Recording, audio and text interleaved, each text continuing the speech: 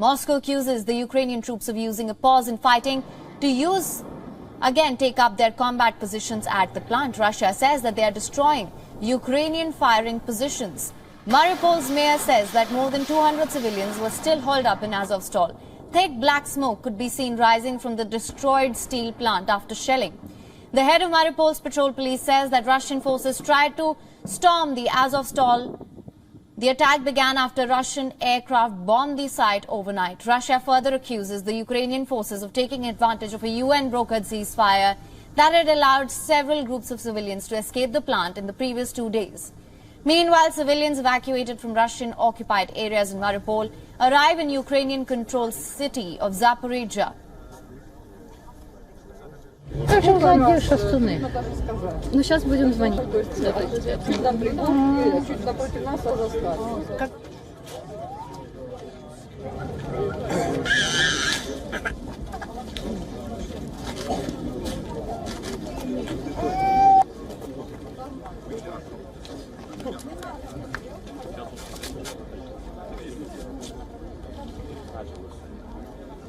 It was a risk.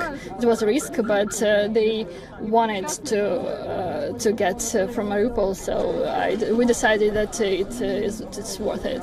And I have other relatives still in Mariupol. Perhaps my uncle is in Azovstal.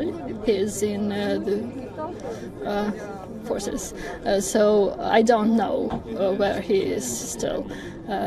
So we are waiting.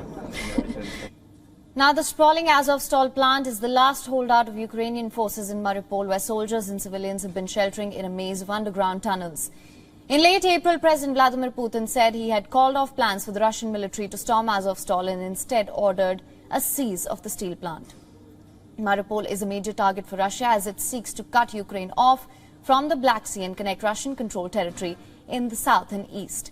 And while the UN and Red Cross are pushing for evacuations from civilians from Mariupol, Kiev says that soldiers who are holed up inside the plant cannot be left to the mercy of Russian forces.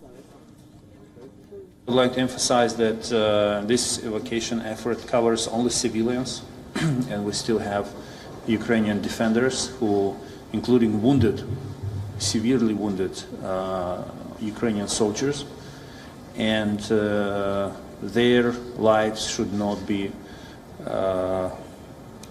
left at the discretion of Russian army, who continues bombarding their positions. So we will work tirelessly to make sure that we save as many human lives as possible in Mariupol.